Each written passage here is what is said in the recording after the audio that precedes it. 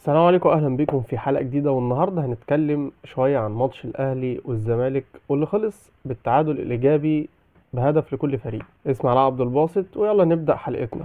طيب النهارده كولر كان عنده فرصه كبيره انه يخرج من الماتش بمكسب ومكسب كبير كمان. طيب ليه وايه اللي حصل؟ اول حاجه الزمالك عنده مشاكل كبيره وعنده عدم استقرار، وده طبعا هيخلي اللعيبه هتكون نفسيا يعني مش احسن حاجه. انت بقى كولر كمدير فني كبير، فالمفروض تكون واخد بالك من كل ده. ازاي تنزل بتشكيل يعني اقل ما يقال عنه النهارده انه غلط 100%؟ بدأت بأكرم توفيق في ناحية اليمين، وده يعني من وجهة نظري ممكن يكون بنسبة كبيرة صح، علشان خاطر يوقف جبهة بنتايج وعبد الله السعيد، واحيانا لو انضم معاهم زيزو. طيب ليه بتلاعب كوكا ومركن كريم الدبيس؟ كريم الدبيس بقاله فترة كبيرة عامل مستوى يعني أكتر من ممتاز، حتى ولو وجهة نظرك إن كوكا بيدافع أحسن من كريم الدبيس. كريم الدبيس فعلا عنده مشكلة كبيرة في الحتة الدفاعية ولازم يشتغل عليها كويس، وده برضه دورك كمدير فني أنت تطوره في الحتة دي. ولكن يعني حتى كوكا لو دفاعيا أحسن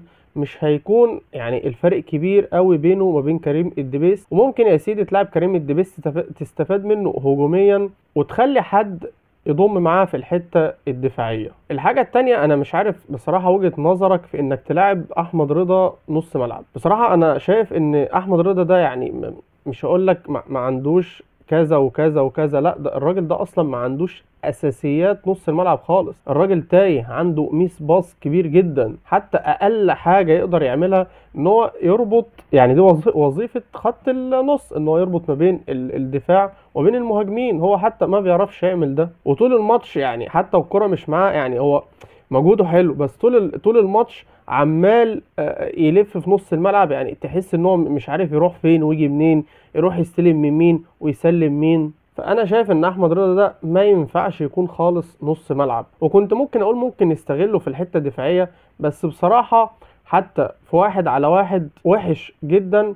وده شفناه في كورتين بنتايج وزيزو، اللي اللاعب بيهوش وهو بيتزحلق كده بطريقة غريبة. فأتمنى ما يكونش صفقة فاشلة للنادي الأهلي. الحاجة التانية، كولر كان دايما عمال يقول أنا محتاج تدعيمات، مشكلتي إن الفرقة محتاجة واحد اتنين تلاتة والإدارة ما بتدعمنيش. طب يا سيدي الإدارة دعمتك النهاردة أهو. أنت النهاردة يعني محمد عبد الله ده لاعب كويس جدا ومبشر جدا، بس أنت عندك بن شرقي بره. يعني ما قعد بن شرقي ليه؟ ما قعد وسام ليه؟ زي ما قلنا ما بتلعبش كريم الدبيس ليه؟ ما هي كل دي اوراق رابحه في ظل اصلا ان غريمك يعني واقع جدا، وانت ما عندكش اي بديل غير انك انت تفوز عشان تكمل في المنافسه على الدوري. انت التعادل النهارده ده خدم بيراميدز بشكل كبير. النهارده انا شايف اللي خرج كسبان من الماتش هو بيسيرو مدرب الزمالك، راجل لسه جاي جديد، وطبعا ما ينفعش ان احنا نحكم عليه دلوقتي خالص. وكونه انه خرج بالتعادل في ماتش قمة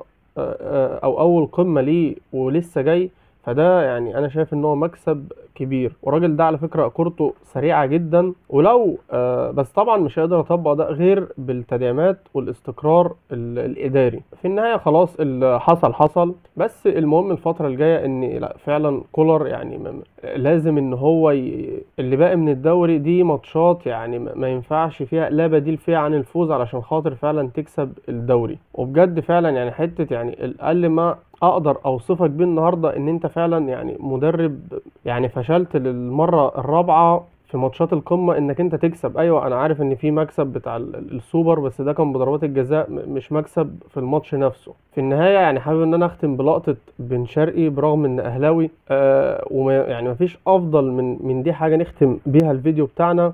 هو بعد ما جاب الجون رفض ان هو يحتفل خالص، برغم ان العدد النهارده ما كانش قليل من جماهير النادي الاهلي، وكان ممكن ان هو يعمل بونت على ده ويجري ويحتفل والكلام ده كله. لكن الراجل بصراحه يعني زاد احترامي ليه ان هو برغم كل ده قال لك لا انا مش هحتفل وبحترم النادي اللي انا كنت بلعب فيه حتى لو كان هو الغريم للنادي الاهلي. ده كان فيديو النهارده، اشوفكم في فيديو جديد والسلام عليكم ورحمه الله.